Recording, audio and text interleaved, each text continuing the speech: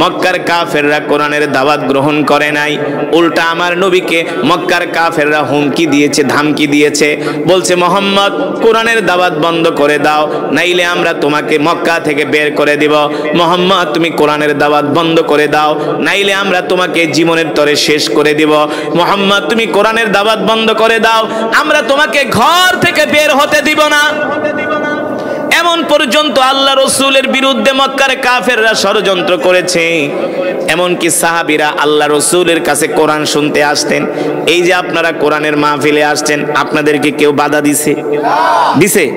কেউ বাধা দেয় নাই।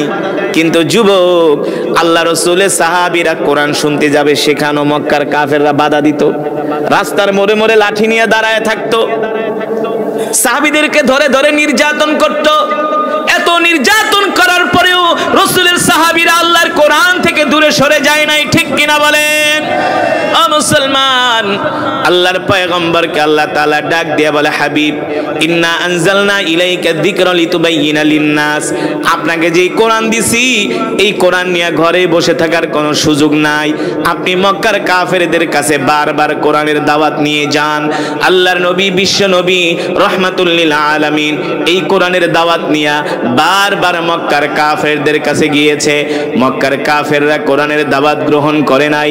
আল্লাহর নবীকে তারা হত্যার হুমকি দেয়, আল্লাহর নবীকে দেশ থেকে বের করে দেওয়ার হুমকি দেয়।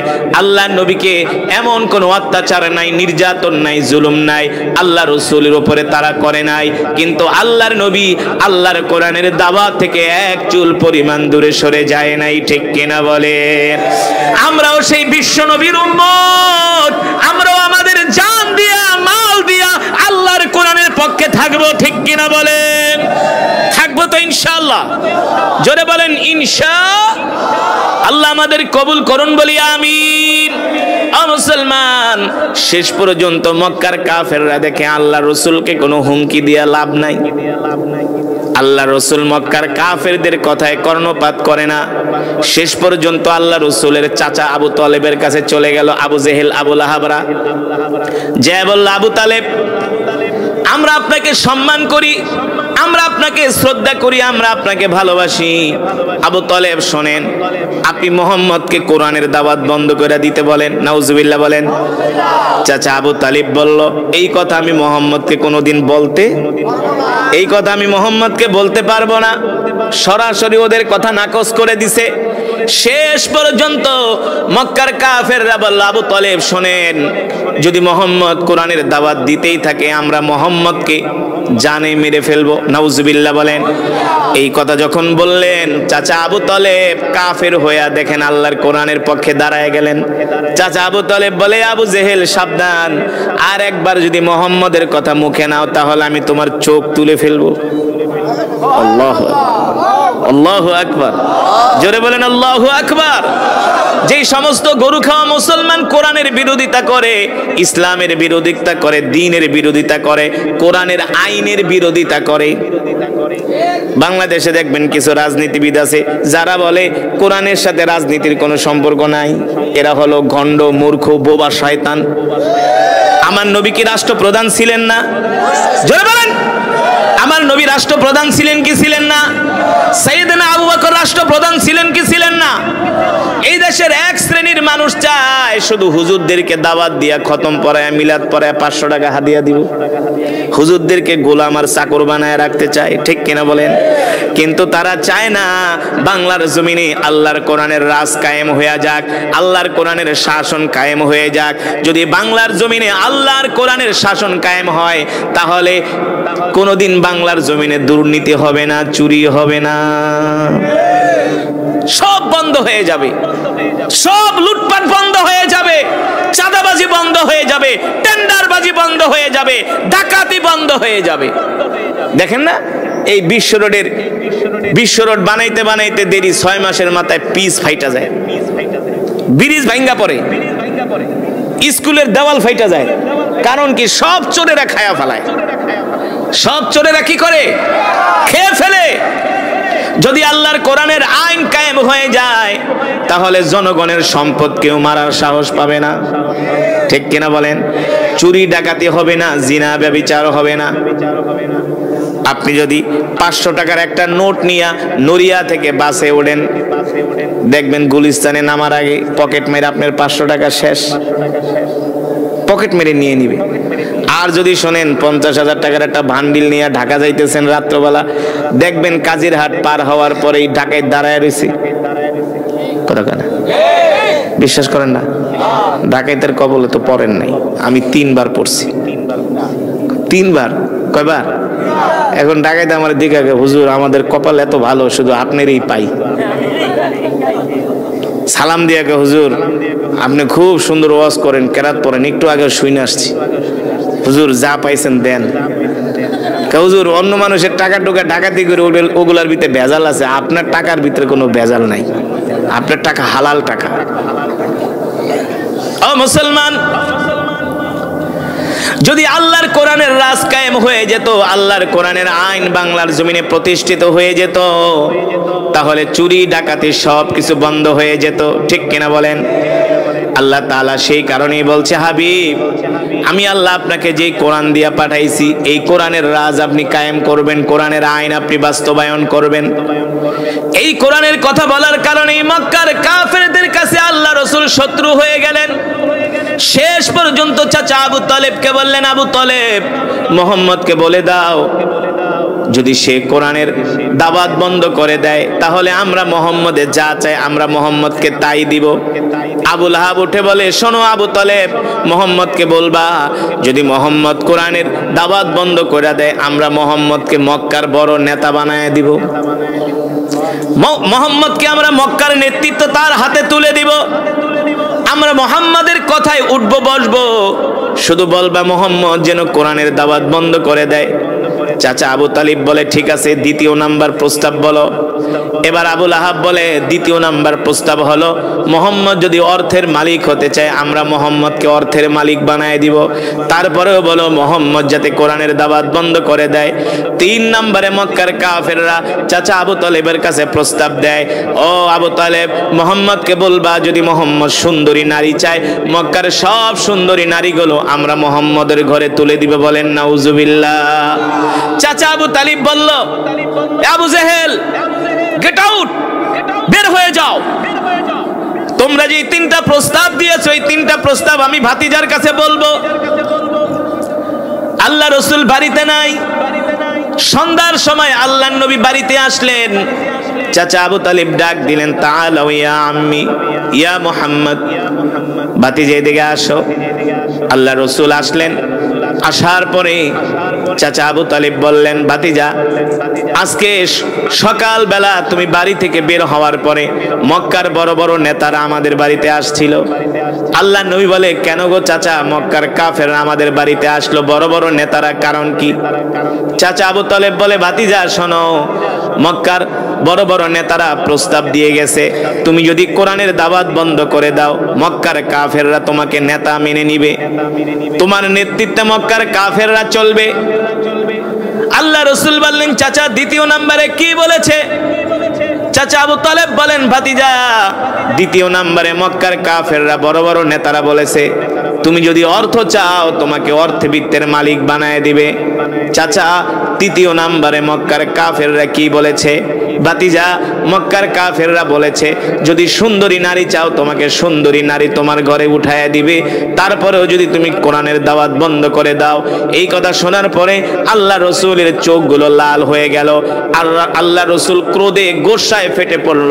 চাচা আবু তালিবকে ডাক দিয়া বললেন, চাচা আপনি সকালবেলা মক্কার কাফেরদেরকে বলে দিবেন, লাম্মা রাআল কমারা ইয়ামিনি ওয়াশ শামসা শিমালি, লাম্মা রাআল কমারা ইয়ামিনি ওয়াশ শামসা শিমালি।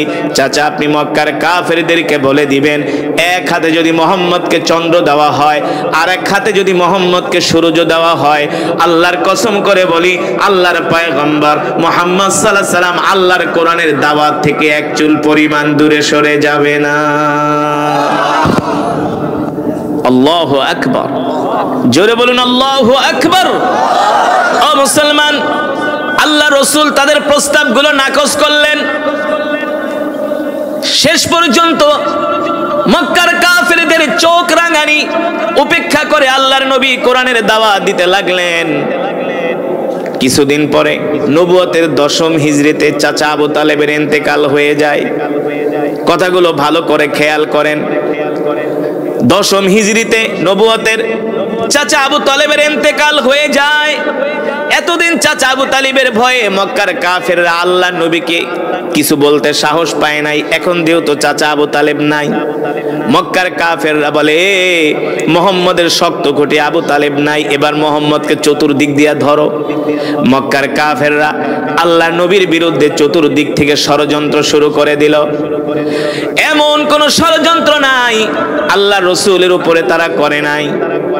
শেষ পর্যন্ত চাচা আবু তালেবের ইন্তেকালের 5 মাস পরে আল্লাহ রসুলের স্ত্রী আমাদের আম্মাজান খাদিজা রাদিয়াল্লাহু তাআলা আনহাও ইন্তেকাল করলেন।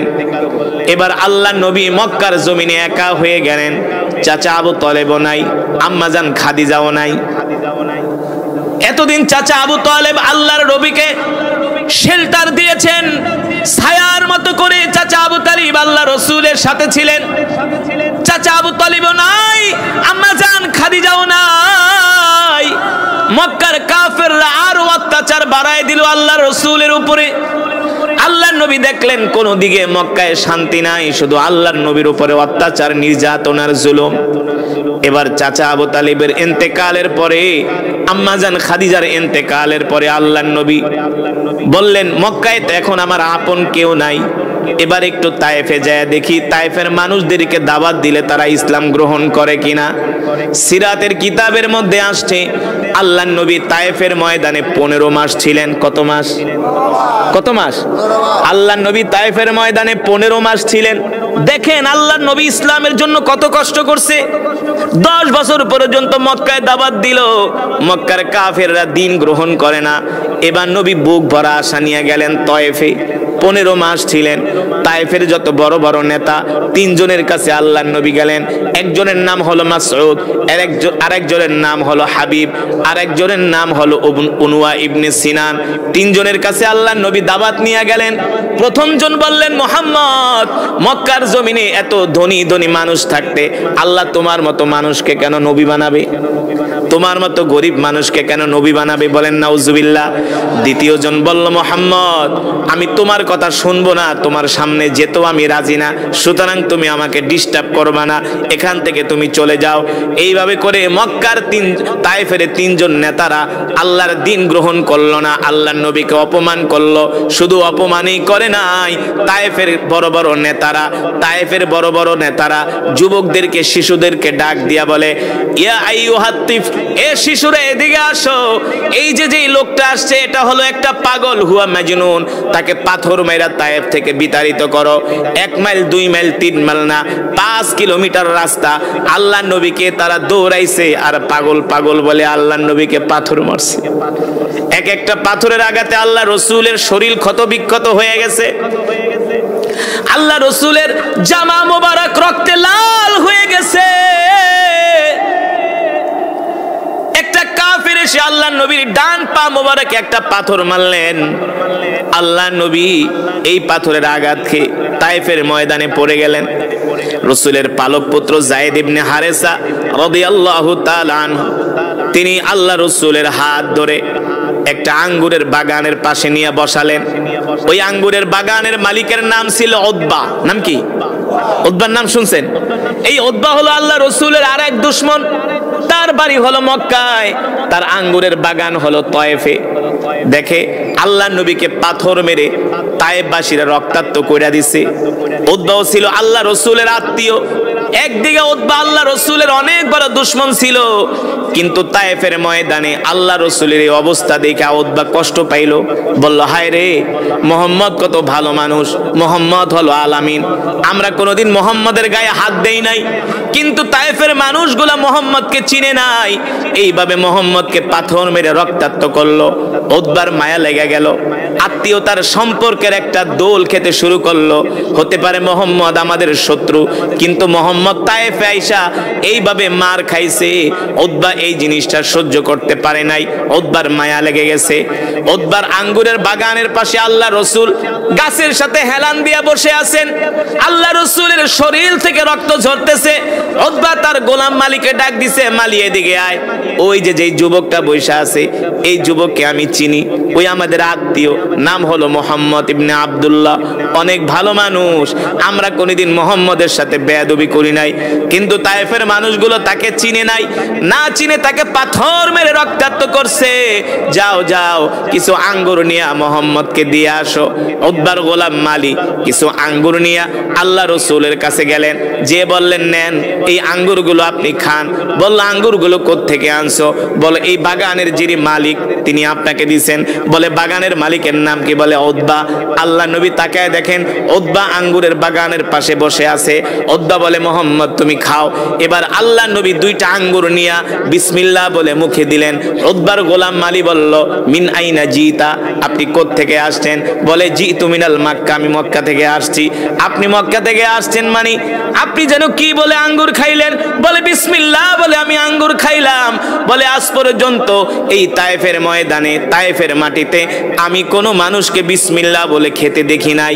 আপনি কি তাহলে কি, আপনার কি পরিচয়? আল্লাহর পয়গম্বর বলে তোমার বাড়ি কোথায়? বলে আমার বাড়ি হলো নিনাওয়া শহরে। এবার ওই গোলাম প্রশ্ন করে আপনার বাড়ি যদি মক্কায় হয়, আমার বাড়ি হলো নিনাওয়া শহরে। আল্লাহর নবী বলে তোমার বাড়ি যদি নিনাওয়া শহরে হয়, ওই শহরেতে একজন নবী আছে যার নাম হলো ইউনুস আলাইহিস সালাম। মালি ডাক দিয়া বলে আপনি ইউনুসকে কিভাবে চিনেন? আল্লাহর নবী বলে সে তো নবী। সুবহানাল্লাহ বলেন। উতবার গোলাম বলে সে তো নবী, আপনি তাকে কিভাবে চিনেন? আল্লাহর নবী বলে সে নবী, আমিও নবী, এই কারণে আমি তাকে চিনি। আল্লাহু আকবার। এবার উতবার গোলাম আল্লাহ রসুলের হাত ধইরা আল্লাহ রসুলের কপালে চুমু খায়া বলে তাহলে আপনি কি সেই আখিরি পয়গম্বর মুহাম্মদুর রাসূলুল্লাহ সাল্লাল্লাহু আলাইহি ওয়াসাল্লাম? আপনি কি মক্কা থেকে আসছেন দ্বীনের দাওয়াত দেওয়ার জন্য? আল্লাহর নবী বলে হ্যাঁ, আমি সেই আল্লাহর আখিরি পয়গম্বর মুহাম্মদ সাল্লাল্লাহু আলাইহি ওয়াসাল্লাম, দ্বীনের দাওয়াত দেওয়ার জন্য, কোরআনের দাওয়াত দেওয়ার জন্য মক্কা থেকে তয়েফে আসছি। এই কথা শোনার পরে উতবার গোলাম মালি বলে ওগো আল্লাহর নবী, আমি আমাদের ধর্মীয় কিতাবের মধ্যে পড়েছি শেষ জামানায় একজন নবীর আবির্ভাব হবে যার নাম হবে মুহাম্মদ ইবনে আব্দুল্লাহ। ওগো নবী, তাহলে আপনি কি সেই মক্কা থেকে আসছেন? বলে হ্যাঁ, আমি সেই মক্কা থেকে আসছি। উতবার গোলাম মালি বলে আপনি যদি আল্লাহর পয়গম্বর হয়ে থাকেন আর দেরি করবেন না, আপনি এখনই আমাকে কালেমা পড়ায় মুসলমান বানায় দেন। উতবার গোলাম কালেমা পড়ে আল্লাহ রসুলের হাতে মুসলমান হয়ে গেলেন। এবার উতবা তার গোলামকে ডাক দেয়, এদিকে আয়, তাআলা ইয়া শাবাব, যুবক এদিকে আয়। এই যুবকের সাথে মোহাম্মদের সাথে এত কথা কি বলোস? বললে আপনার সমস্যা কি? আরে বেটা, এই যুবককে তুই চিনোস? সে হলো একটা জাদুকর, মানুষকে মুহূর্তের মধ্যে জাদু করে ফেলে, যে কোনো মানুষ তার জন্য পাগল হয়ে যায়। এবার উতবার গোলাম বলে শোনেন মালিক, আপনি যাকে জাদুকর বলতেছেন আসলে সে জাদুকর নয়, সে হলো নবী, সে হলো নবী। এবার আল্লাহর নবী তায়েফের ময়দান থেকে আবার মক্কায় আসলেন। মক্কায় আসার পরে মক্কার কাফেররা আরো নির্যাতন শুরু করে দেয় আল্লাহ রসুলের উপরে। এবার আল্লাহ তাআলা ডাক দিয়ে বলে হাবিব, মক্কা আপনার জন্য আর নিরাপদ না, এবার আপনি মক্কা থেকে মদিনায় হিজরত করেন। আল্লাহ রসুল আল্লাহ তাআলার নির্দেশ পায়া মক্কা থেকে মদিনার দিকে হিজরত করার জন্য আল্লাহ রসুল প্রস্তুতি নিলেন। সেদিন আবু বকরকে ডাক দিয়ে বলেন আবু বকর, আপনি প্রস্তুত থাকবেন, আমরা যে কোনো সময় মক্কা থেকে হিজরত করে মদিনায় চলে যাব। এবার সাইয়েদনা আবু বকর রাদিয়াল্লাহু তাআলা আনহুকে নিয়ে আল্লাহ রসুল মক্কা থেকে হিজরত করে মদিনায় রওনা করলেন। সিরাতের কিতাবের মধ্যে আসছে আল্লাহ রসুল মক্কা থেকে 3 কিলোমিটার দূরে যায় বারবার মক্কার দিকে তাকায় আর আল্লাহর নবী কান্না করে। মক্কার দিকে তাকায় বলে, এ মক্কা, তোমাকে ছেড়ে আমার যেতে মন চায় না রে মক্কা। এই মক্কা হলো আমার মায়ের দেশ, এই মক্কা হলো আমার বাবার দেশ, এই মক্কা হলো আমার জন্মভূমি। বাইতুল্লাহ রে, তোমার খেদমত করার ইচ্ছা ছিল, কিন্তু মক্কার কাফেররা আমাকে মক্কায় থাকতে দিল না। আল্লাহ তাআলা তার হাবিবের এই কষ্টের কথা শুনে আল্লাহ তাআলা সহ্য করতে পারলেন না। আল্লাহ বলেন, জিবরাইল যাও যাও, আমার হাবিবকে যায় সান্ত্বনা দাও। আজকে আমার হাবিব আবু বকর সহ দুইজনে মিলে মক্কা থেকে মদিনায় যাচ্ছে, আর কিছুদিন পরে আমার হাবিব মক্কা থেকে মদিনা থেকে মক্কায় আসবে। আমি আল্লাহ আমার হাবিবের হাতে মক্কার ক্ষমতা তুলে দিব। আমি আল্লাহ আমার হাবিবের হাতে মক্কার ক্ষমতা তুলে দিব। আমার হাবিবকে যারা কষ্ট দিয়েছে, আর কিছুদিন পরে আমার রাসূলের ভয়ে ওই সমস্ত মানুষগুলো ঘরের মধ্যে দরজা লাগায় পালায় থাকবে। সুবহানাল্লাহ বলেন। ও মুসলমান, এবার সাইয়েদনা আবু বকর রাদিয়াল্লাহু তাআলা আনহু বলেন, আমি আল্লাহর রাসূলের হিজরতের সাথী হলাম। মক্কা থেকে আমরা হিজরত করে সফর করে মদিনার দিকে যাচ্ছি। একদিন, দুই দিন, তিন দিন যাত্রা করতে করতে, সফর করতে করতে আল্লাহর নবী ক্লান্ত হয়ে গেলেন। আমি আল্লাহ রাসূলের হাত ধরে ধরে পাহাড়ি পথ, পাথরের পথ পাড়ি দিয়ে যাচ্ছি। আমি দেখি আল্লাহর নবী শক্ত পাথরের উপরে পাড়া দেয়, সাথে সাথে শক্ত পাথর তুলার মতো নরম হয়ে যায়। আল্লাহ নবী ডাক দিয়া বলে, পাথর শিলা শক্ত হয়ে গেল, তুলার মতো নরম। পাথরগুলো বলে, কেন তুলার মতো নরম হব না? আপনি কি মনে করছেন আপনাকে আমরা চিনি নাই? আপনি শুধু মানুষের নবী না, আপনি আমাদেরও নবী। আসসালামু আলাইকা ইয়া রাসূলুল্লাহ। পাথরগুলো আল্লাহর নবীকে সালাম দেয়। সাইয়েদনা আবু বকর বলেন, রাস্তার গাছগুলো আল্লাহর নবীকে সালাম দেয়। আল্লাহ নবী ডাক দিয়া বলে, গাছ সালাম দিলা কারণ কি? গাছগুলো বলে, আসসালামু আলাইকা ইয়া রাসূলুল্লাহ। আল্লাহর নবী ডাক দিয়া বলে, গাছ সালাম দিলা কারণ কি? গাছগুলো বলে, কেন সালাম দিব না? আপনি কি ভাবছেন আমরা আপনাকে চিনি নাই? আপনি শুধু মানুষের নবী না, আপনি আমাদেরও নবী। আল্লাহু আকবার। আল্লাহ রাব্বুল আলামিন সে কথাই কোরআনুল কারীমের মধ্যে বলছেন, ওয়ামা আরসালনাকা ইল্লা রাহমাতাল লিল আলামিন। আল্লাহু আকবার। আল্লাহ তাআলা বলেন, নবী, আমি আল্লাহ আপনাকে সমগ্র বিশ্ববাসীর জন্য রহমত করে পাঠাইছি। আপনি হলেন সমগ্র বিশ্ববাসীর জন্য রহমত, আপনি হলেন সমগ্র বিশ্ববাসীর জন্য বরকত। সাইয়েদনা আবু বকর বলেন, এবার আল্লাহ রাসূল আমাকে নিয়ে মরুভূমির মধ্যে দিয়ে হাঁটতেছে। আমি তাকায় দেখি আকাশের মেঘমালা আল্লাহ রাসূলকে ছায়া দিতেছে। আল্লাহ রাসূলের গায়ে রোদের আলো লাগে না, রোদ্রের তাপ লাগে না, সূর্যের তাপ আল্লাহ রাসূলের গায়ে লাগে না। যেদিক দিয়ে আল্লাহর নবী যায় সেই দিক দিয়েই আকাশের মেঘগুলো আল্লাহর নবীকে বৃষ্টির মতো ছায়া দেয়। মুসলমান, সাইয়েদনা আবু বকর বলে, বেশ কিছুদিন সফর করার পরে আল্লাহ নবী একদিন আমাকে ডাক দিলেন। ডাক দিয়ে বললেন, ইয়া আবা বকর, ইয়া আবা বকর, আনা আতশানুন জিদ্দান, আনা জাইউন জিদ্দান। আবু বকর গো, খাবার দাবার কিছু আছে কিনা দেন, খুব ক্ষুধা লাগছে। সাইয়েদনা আবু বকর বলে, গো আল্লাহর রাসূল, খাবার দাবার যা নিয়ে আসছিলাম মক্কা থেকে সব শেষ হয়ে গেছে, সব শেষ হয়ে গেছে। আল্লাহর রাসূল প্রচন্ড পিপাসার্ত। আনা আতশানুন জিদ্দান। আবু বকর, পানি ঠানি থাকলে দেন। কয়, পানিও নাই, খাবারও নাই। সাইয়েদনা আবু বকর বলেন, আল্লাহ রাসূল আমার কাছে খাবার চায়, পানি চায়, আমি আল্লাহর নবীকে খাবার আর পানি দিতে পারি না। এর চাইতে কষ্ট আমার কাছে আর কিছু হতে পারে না। এই আবু বকর তো সে আবু বকর যে আল্লাহ রাসূলের কদমে সাইয়েদনা আবু বকর লবণের বাটিটা পর্যন্ত হাজির করছে। আল্লাহ নবী শুধু বলছে, আবু বকর যুদ্ধে যেতে হবে, অস্ত্র কিনতে হবে, টাকা পয়সা যা আছে দেন, নিয়ে আসেন। সাইয়েদনা আবু বকর বাড়িতে যায় তার যত সম্পদ ছিল, এমনকি রান্নাঘরের লুসনিটা, লবণের বাটিটা পর্যন্ত আল্লাহ রাসূলের সামনে আইসা হাজির করছে। আল্লাহ নবী ডাক দিয়া বলে, আবু বকর সব নিয়ে আসছেন, বাড়ি থেকে কিছু রাইখা আসেন নাই? সাইয়েদনা আবু বকর বলে, ওগো আল্লাহর নবী, বাড়িতে আমি আল্লাহ রাসূলকে রেখে এসেছি। আল্লাহু আকবার। জোরে বলেন আল্লাহু আকবার। এবার সাইয়েদনা আবু বকর বলে, আল্লাহ রাসূল ক্ষুধার্ত, আল্লাহ নবীকে আমি খাবার দিতে পারছি না, এর চাইতে কষ্ট আমার কাছে আর কিছু হতে পারে না।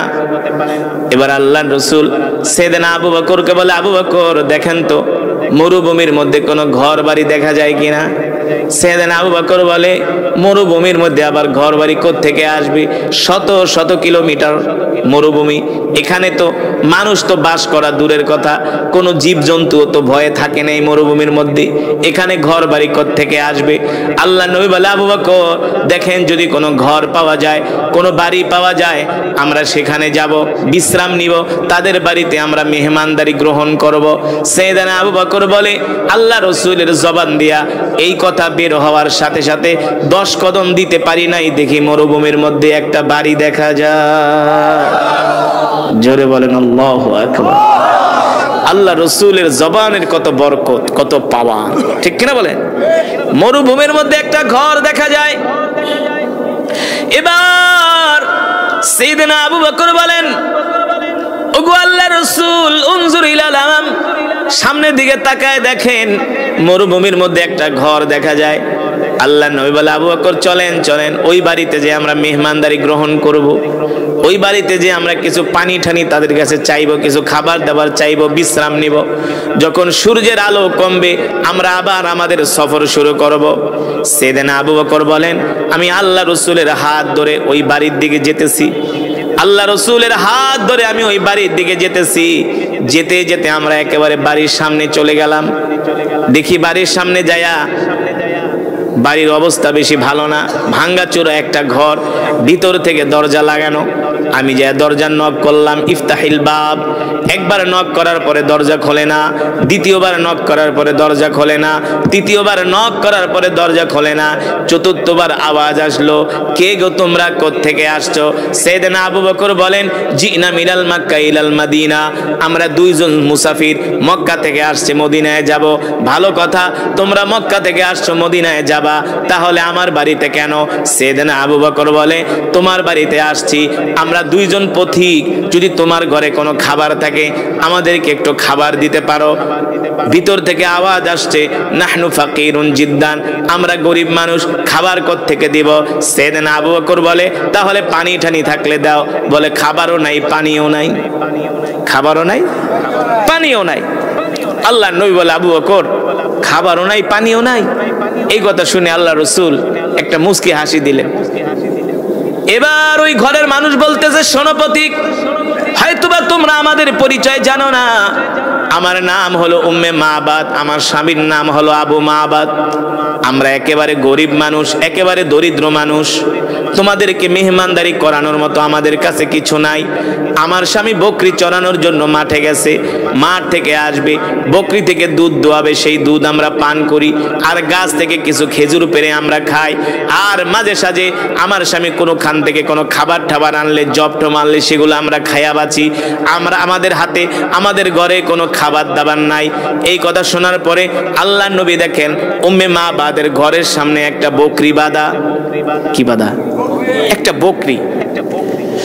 আল্লাহ নবী বলে, আবু বকর বুঝলাম উম্মে মাবাদের ঘরে খাবার নাই, কিন্তু তার ঘরের সামনে তো একটা বকরি বাঁধা আছে। আপনি উম্মে মাবাদকে বলেন, যদি উম্মে মাবাদ অনুমতি দেয় আমরা এই বকরি থেকে দুধ দয়া দুইজনে একটু পান করি। সাইয়েদনা আবু বকর বলে, বোন তোমার ঘরে খাবার নাই ভালো কথা, কিন্তু তোমার ঘরের সামনে তো একটা বকরি বাঁধা আছে, তুমি যদি অনুমতি দাও এই বকরি থেকে আমরা দুধ দয়া দুইজনে পান করি, তোমার কোনো অসুবিধা আছে কিনা, তুমি অনুমতি দিবে কিনা?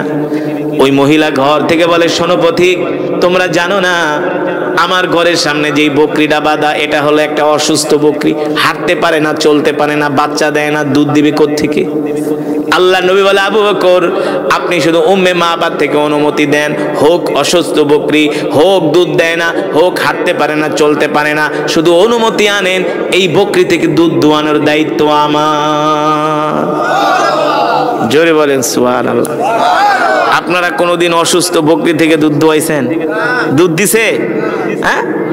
আল্লাহ রসুল বলে, আবু বকর আপনি শুধু অনুমতি আনেন, দুধ দোয়ানোর দায়িত্ব আমার, দুধ দোয়ানোর দায়িত্ব আমার।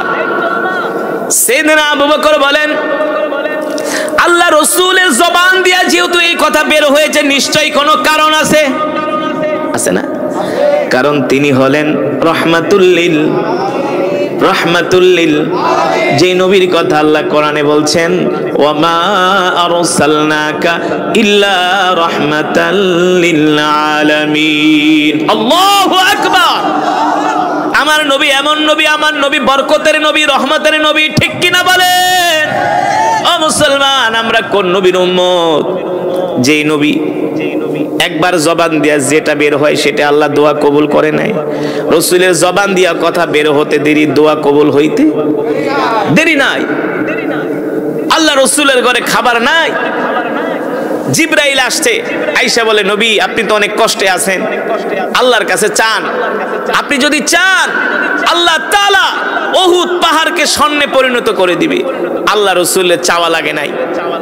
বিজ্ঞানীরা প্রমাণ করেছে, সৌদি আরবের বিজ্ঞানীরা, সৌদি আরবের গবেষকরা, ভূতাত্ত্বিক যারা আছে তারা গবেষণা করে দেখছে উহুদ পাহাড়ের নিচে পুরোটাই স্বর্ণ। আল্লাহ রাসূলের বরকত শুধু এখানেই শেষ নয়। রাসূলের বয়স যখন 12 বছর, কত বছর? চাচা আবু তালেবের সাথে মক্কা থেকে ব্যবসা করার জন্য সিরিয়ায় যাচ্ছিলেন। জর্দানের সীমান্তবর্তী এলাকায় যখন পৌঁছালেন, আল্লাহ রাসূল একটু অসুস্থ হয়ে গেলেন। বললেন, ইয়া আম্মি আনা মারিদুন জিদ্দান, চাচা গো আমার খুব অসুস্থতা লাগছে, আপনি আমাকে একটু বিশ্রাম করান, একটু রেস্ট করান। চাচা আবু তালেব বলে, ভাতিজা এই বিশাল মরুভূমি, ঘর নাই বাড়ি নাই, কোন জায়গায় তোমাকে আমি রেস্ট করাবো বলো? আল্লাহ রাসূল তাকায় দেখে একটা মৃত গাছ। চাচা ওই মৃত গাছের নিচে নিয়ে আমাকে বসান। চাচা আবু তালেব বলে, ভাতিজা গাছ তো এমন মরা গাছ যে গাছের ডালপালাগুলো উলিতে খেয়ে ফেলেছে। কিসে খেয়ে ফেলেছে? উলি পোকায় খেয়ে ফেলেছে। কোনো পাতা নাই, কিছু নাই, এখানে বসলে কি আর ছায়া পাওয়া যাবে? যাবে? চাচা আবু তালিবকে বলেন, আল্লাহ রাসূল চাচা আপনি আমাকে ওই মৃত গাছের নিচে নিয়েই বসান। আল্লাহ রাসূলকে মৃত গাছের নিচে নিয়ে বসানোর সাথে সাথে মৃত গাছ জীবিত হয়ে গেছে। শুধু জীবিতই হয় নাই, গাছের ডালপালা পাতা গজানো শুরু হয়ে গেছে। আল্লাহু আকবার। সেই গাছ আজও পর্যন্ত আছে। নাই নাই, কিয়ামত পর্যন্ত থাকবে। এটা রাসূলের মুজিজা, এটা রাসূলের বরকত, ঠিক কিনা বলেন? এই গাছকে বলা হয় সাহাবী গাছ। শুধু এখানেই শেষ নয়, সাহাবীরা যখন বদরের যুদ্ধে গেলেন, যেখানে কাফেররা তাবু গাড়ল, তাদের তাবুর কাছে একটা পানির কূপ পাওয়া গেল, সেই পানি ছিল মিষ্ট। আর মুসলমানরা যেখানে তাবু গাড়লেন সেখানেও একটা পানির কূপ পাওয়া গেল, কিন্তু ওই পানির কূপের পানি হলো লবণাক্ত, তিতা। সাহাবীরা এসে বললেন, আল্লাহ রাসূল আমরা একটা পানির কূপ পেয়েছি, তবে পানির কূপের পানি হলো লবণ, তিতো, লবণাক্ত, ওই পানি মুখে নেওয়া যায় না। আল্লাহ নবী বলে, আমাকে নিয়ে চলো। সাহাবীরা আল্লাহ রাসূলকে নিয়ে আসলেন। আল্লাহ রাসূল মুখ থেকে একটু লালা বের করে পানিতে রাখার সাথে সাথে ওই লবণাক্ত পানি মিষ্ট হয়ে গেছে। এমন নবীর উম্মত আমরা। খুশি নাকি বেজার? খুশি নাকি বেজার? সেই রাসূলের আদর্শ কি আমাদের মাঝে আছে? সেই রাসূলের আখলাক আমাদের মাঝে আছে? সেই রাসূলের চরিত্র কি আমাদের মাঝে আছে? কয়জন মুসলমান সেই রাসূলের সুন্নত মানে বলেন? কয়জন মুসলমান আমরা মেসওয়াক করি? কয়জন মুসলমান ঢিলা কলুপ ব্যবহার করি? কয়জন মুসলমান আমরা দস্তরখান বিছায়া ভাত খাই? কয়জন মুসলমান আল্লাহ রাসূলের সুন্নতকে আমরা অনুসরণ করি, অনুকরণ করি বলেন? অথচ এই নবী এমন রহমতের নবী, বরকতের নবী। কেমন বরকত? ওই যে ঘরের সামনে একটা অসুস্থ বকরি, মনে আছে? মনে আছে? আল্লাহ রাসূল বললেন, আবু বকর আপনি শুধু উম্মে মাবাদ থেকে অনুমতি নেন, অসুস্থ বকরি থেকে দুধ দোয়ানোর দায়িত্ব আমার। সাইয়েদনা আবু বকর বলল, উম্মে মাবাদ বোন, তোমার ঘরের সামনে তো একটা বকরি বাঁধা আছে, তুমি যদি অনুমতি দাও এই বকরি থেকে আমরা দুধ দোয়া দুইজনে পান করব। উম্মে মাবাদ বলেন, পথিক জানো না ঘরের সামনে যে বকরি বাঁধা, এই বকরিটা হলো একটা অসুস্থ বকরি। একবার দুইবার বলার পরে উম্মে মাবাদ অনুমতি দেয় না। যখন তৃতীয়বার বললেন, উম্মে মাবাদ বললেন, ঠিক আছে যাও দুধ পান করে খাও, দুধ দোয়ায় খাও, আমার কোনো আফসোস নাই। এবার আল্লাহর নবী বলে, আবু বকর উম্মে মাবাদকে বলেন একটা ঘর থেকে পাত্র দিতে। উম্মে মাবাদ একটা ছোট পাত্র দিলেন। আল্লাহর নবী বললেন, আবু বকর এত ছোট্ট পাত্রে হবে না, আরো বড় পাত্র লাগবে। আল্লাহু আকবার। উম্মে মাবাদ মহিলা মানুষ রাগ করলেন, বলেন একে তো অসুস্থ বকরির দুধ দেয় না, আবার বলে বড় পাত্র। বড় পাত্র দিয়ে কি করবে? বড় পাত্র দিয়ে কি করবে? মুসলমান এবার ঘর থেকে উম্মে মাবাদ বড় একটা পাত্র দিলেন। আল্লাহ রাসূল এই পাত্রটা নিয়ে বকরির সামনে গেলেন। বকরির সামনে যাবার সাথে সাথে অসুস্থ বকরি আল্লাহ রাসূলের বরকতে খুশি একেবারে সুস্থ হয়ে গেছে। আল্লাহু আকবার। জোরে বলুন আল্লাহু আকবার।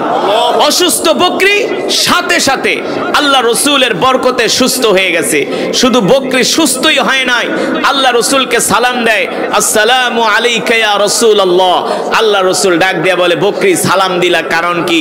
বলে সালাম দিব না, আপনি কি মনে করছেন আপনাকে চিনি নাই? আপনি শুধু মানুষের নবী না, আপনি আমারও নবী। আল্লাহু আকবার।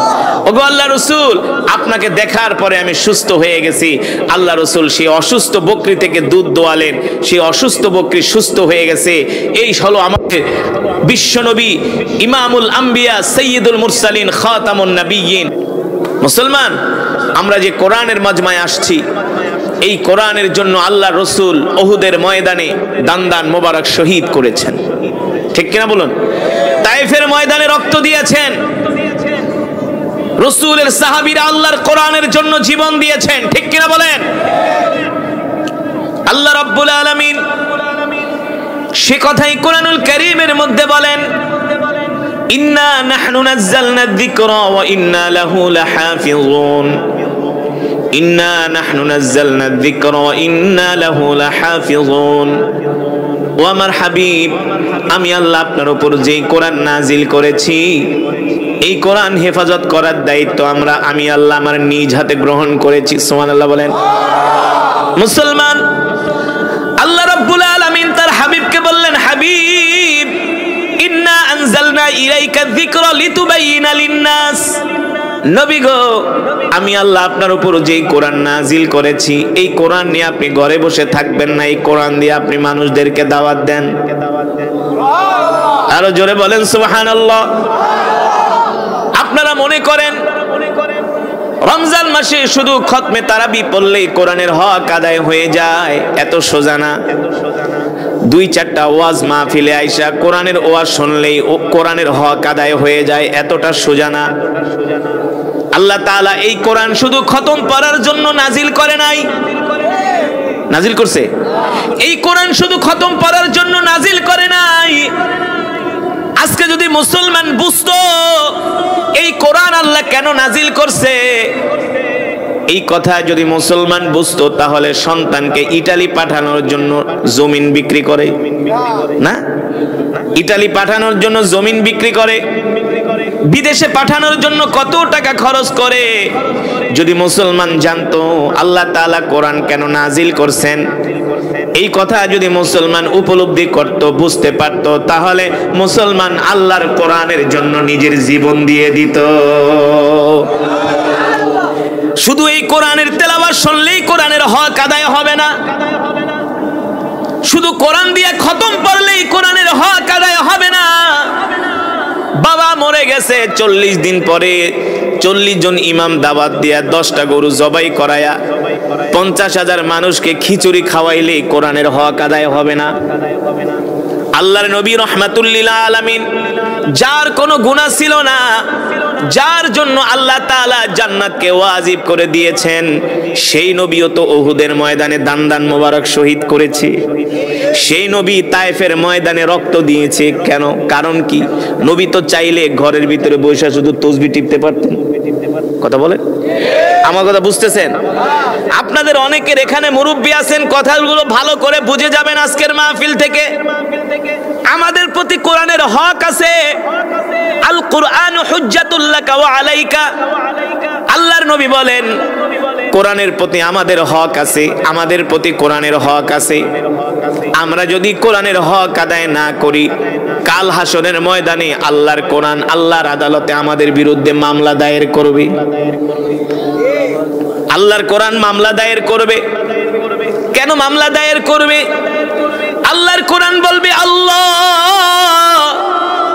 তোমার এই বান্দাগুলো কোরআন পড়ে নাই, কোরআন বোঝে নাই, কোরআন শেখার জন্য চেষ্টাও করে নাই, কোরআনের মজমায় যায় নাই। দুনিয়াতে অনেক জেনারেল শিক্ষায় শিক্ষিত হয়েছে, আপনারা রাগ করবেন না। এখানে যারা আসছেন মোটামুটি সবাই বাংলা লিখতে পারেন, পড়তে পারেন না, ইংরেজিও পারেন, সবাই মোটামুটি শিক্ষিত। কিন্তু বুকে হাত দিয়া বলেন কয়জন মানুষ সহি করে কোরআন পড়তে পারেন? বলেন কয়জন মানুষ সহি করে কোরআন পড়তে পারেন? অথচ আল্লাহ রাসূল কি বলছেন? তলাবুল ইলমি ফারিদাতুন আলা কুল্লি মুসলিম, কোরআন শিক্ষা করা প্রত্যেকটা মুসলমানের জন্য ফরজ, ঠিক কিনা বলেন? শুধু পুরুষের জন্য না, আল্লাহ তাআলা পুরুষ এবং নারী উভয়ের জন্য কোরআন শিক্ষাকে ফরজ করেছেন। আপনি যে কোরআন শিখলেন না, মনে করবেন কি আপনি বাঁচতে পারবেন? ফেরেশতার মায়ের একটাও মাটিতে পড়বো না, ফেরেশতার মায়ের একটাও মাটিতে পড়বে না। ফেরেশতারা ধরবে, আল্লাহ ধরবে, তুই কেন কোরআন শিখলি না? এত বিচার করছো, সাল্লিশি করছো, এত বড় নেতা ছিলি সমাজের ভিতরে, বড় বড় বিচার করতি, কিন্তু আমার কোরআন কেন শিখলি না? বল কেন শিখলি না? আল কোরআন হুজ্জাতুল লাকা ওয়া আলাইকা। আল্লাহ রাসূল বলেন, আল্লাহ তাআলার কোরআনের হক যদি আমরা আদায় না করি, কাল হাসরের ময়দানে আল্লাহর কোরআন আল্লাহর আদালতে আমাদের বিরুদ্ধে মামলা দায়ের করবে, ঠিক কিনা বলেন? এটাতে গেল এক কথা। দ্বিতীয়টা আরো মারাত্মক। আল্লাহ তাআলা এই কোরআন কেন নাজিল করছেন? শুধু তাফসীর মাহফিল করার জন্য, ওয়াজ মাহফিল করার জন্য আল্লাহ কোরআন নাজিল করে নাই। কথাটা ভালো করে খেয়াল করবেন। শুধু এই গতানুগতিক ওয়াজ মাহফিলের জন্য আল্লাহ কোরআন নাজিল করে নাই। আল্লাহ তাআলা কোরআন এই জন্য নাজিল করছে, আল্লাহর জমিনে আল্লাহর কোরআনের আইন, আল্লাহর কোরআন দিয়ে রাষ্ট্র পরিচালনা হবে, ঠিক কিনা বলেন? কথা বুঝতে পেরেছেন? আল্লাহর জমিনে আল্লাহর কোরআন দিয়া রাষ্ট্র পরিচালনা হবে, সংসদ চলবে আল্লাহর কোরআন দিয়া, ঠিক কিনা বলেন? মন্ত্রণালয় চলবে আল্লাহর কোরআন দিয়া। যদি বলেন হুজুর এটা কি সম্ভব? কেন সম্ভব না? কেন সম্ভব না? বাংলাদেশে আমরা 18 কোটি মুসলমান হইয়া কেন কোরআনের আইন পাশ করতে পারি না সংসদ থেকে? কারণটা কি? কেন পারি না? বলবেন হুজুর আমরা কিভাবে কোরআনের আইন পাশ করব? যেইভাবে নৌকায় ধানের শীষে ভোট দেন, যেইভাবে লাঙ্গলে ভোট দেন, যেইভাবে অন্যান্য মার্কায় ভোট দেন, এইভাবেই আল্লাহর জমিনে আল্লাহর কোরআনের রাজ কায়েম করতে হবে, ঠিক কিনা বলে? রাগ করতেছেন? রাগ করতেছেন? আল্লাহ ধরবে, ধরবে, আল্লাহ তাআলা ধরবে। আজকে আমার দেশের আদালত চলে ব্রিটিশের আইনে, হ্যাঁ? আমার দেশের জজ কোর্ট, হাইকোর্ট, সুপ্রিম কোর্ট চলে আমেরিকার আইনে, ব্রিটিশের আইনে। কারণ কি রে? মুসলমান। অথচ আমাদের কাছে পৃথিবীর সর্বশ্রেষ্ঠ কিতাব আল্লাহর কোরআন আছে, ঠিক কিনা বলেন? এই কারণেই আল্লাহ তাআলা তার হাবিবকে বলছেন, হাবিব আলা লাহুল খালকু ওয়াল আমর তাবারাকাল্লাহু রাব্বুল আলামিন। আজকে আমরা 18 কোটি মুসলমান হইয়া আল্লাহর জমিনে আল্লাহর কোরআনের আইন বাস্তবায়ন করতে পারি না। আর আমাদের নবী, বিশ্ব নবী একা মক্কার জমিনে, মক্কার বড় বড় নেতাদের সামনে একা লড়াই করেছেন, ঠিক কিনা বলে? বিশ্ব নবী ছিলেন একা, একা, একা, অনলি ওয়ান। নবীর সাথে কেউ ছিল না। এই কোরআনের দাওয়াত আল্লাহর নবী দিয়েছেন মক্কার কাফেরদের মাঝে। মক্কার কাফেররা কোরআনের দাওয়াত গ্রহণ করে নাই, তারা কোরআনের বিরুদ্ধে বিরুদ্ধাচরণ করেছে। আল্লাহ তাআলা ডাক দিয়ে বলেন, হাবিব আলা লাহুল খালকু ওয়াল আমর তাবারাকাল্লাহু রাব্বুল আলামিন। আপনি মক্কার কাফেরদেরকে ভয় পাবেন না, মক্কার কাফেরদের সামনে মাথা নত করবেন না। হাবিব গো, আপনি বুক উঁচু করে, কোমর সোজা করে মক্কার কাফেরদের সামনে ঘোষণা করে দেন, এ আবু জেহেল, আবু লাহাব, উতবা, সাইবা, ভালো করে শুনে রাখো, আমি আল্লাহর পয়গম্বর মুহাম্মদ সাল্লাল্লাহু আলাইহি সাল্লাম, আমি কোনো মিথ্যা নবী না, আমি হলাম সত্য নবী, ঠিক কিনা বলেন? আল্লাহ তাআলা আমার উপর কোরআন নাজিল করেছে, সুতরাং আজ থেকে আমি আল্লাহর পয়গম্বর মুহাম্মদ সাল্লাল্লাহু আলাইহি সাল্লাম ঘোষণা করতেছি, আসমান যার, আইন চলবে তার। কথা কয় না? আসমান যার, জমিন যার, বিধান চলবে তার। আজকে জমিনে কার বিধান চলে? আজকে জমিনে বিধান চলে শয়তানের বিধান, ঠিক কিনা বলেন? কিন্তু মুসলমান আল্লাহ তাআলা বলেন না না না, আমি আল্লাহ তোমাদেরকে যে কোরআন দিয়েছি এই কোরআন দিয়ে তোমরা সমাজ গঠন করো, রাষ্ট্র গঠন করো। কি মনে করছেন সাহাবীরা এই কোরআনের জন্য জীবন দিছে? সাহাবীরা এই কোরআনের জন্য জীবন দিছে। আল্লাহ রাসূল যখন মক্কার জমিনে এই কোরআনের কথা বললেন, আবু জেহেল রা আবু লাহাবরা কোরআনের বিরোধিতা করেছে, আল্লাহ রাসূলের বিরোধিতা করেছে। আল্লাহ তাআলা ডাক দিয়া বলে, হাবিব আপনি ভয় পাবেন না, ইন্না নাহনু নাযালনা যিকরা ওয়া ইন্না লাহু লাহাফিজুন।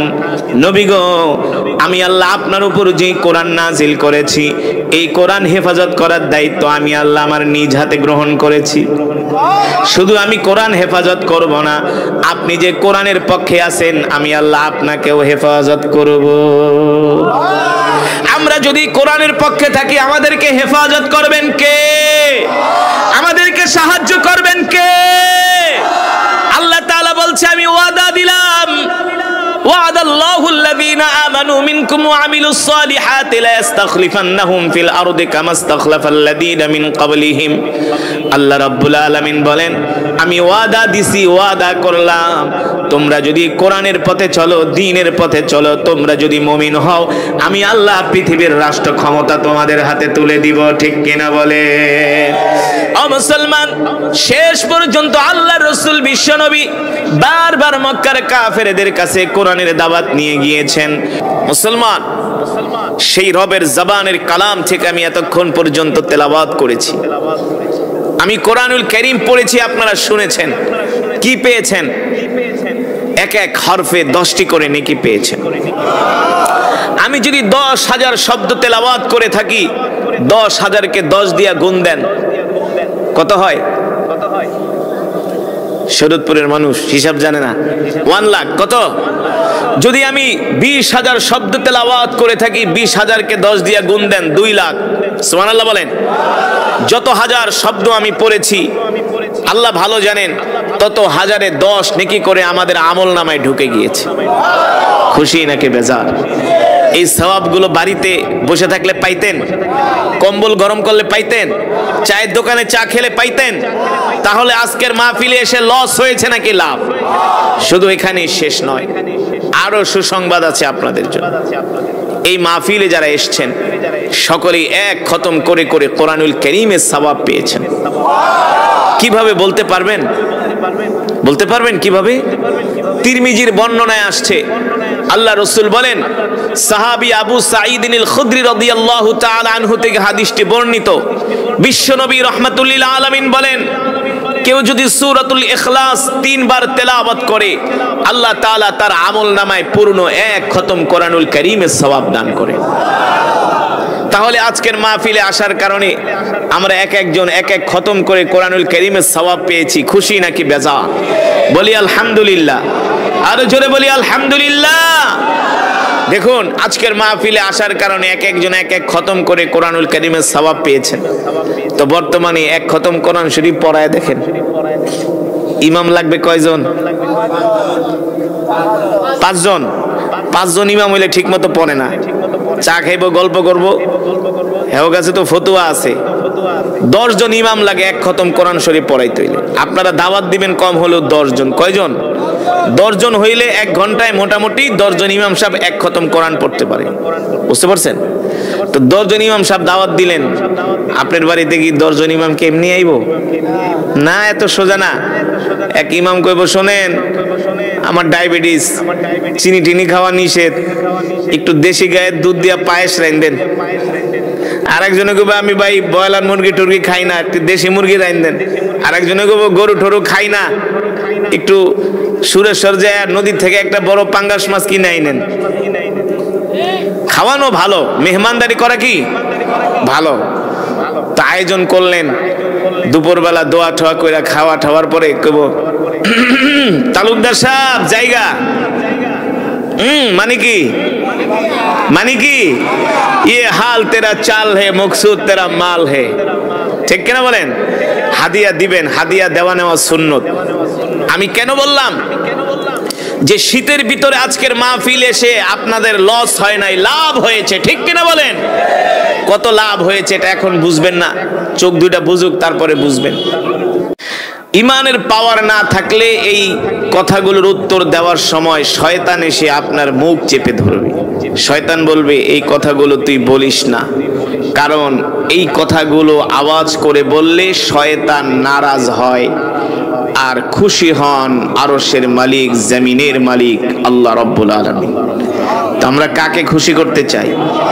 জোরে বলুন, কাকে? মাশাআল্লাহ। এক নম্বরে বলেন আমাদের হায়াতের মালিক কে? আমাদের রিজিকের মালিক কে? মুসলমান আমরা কার গোলাম? আরো জোরে বলুন, আমরা কার গোলাম? আমরা এক আল্লাহর গোলাম, ঠিক কিনা বলেন? আসমান কার? জমিন কার? কোরআনে আছে কি আছে না? এই আসমান, জমিন, পৃথিবী, গ্রহ, রাজি, নক্ষত্র সব কিছু সৃষ্টি করেছেন আল্লাহ তাআলা। আল্লাহ রাব্বুল আলামিন।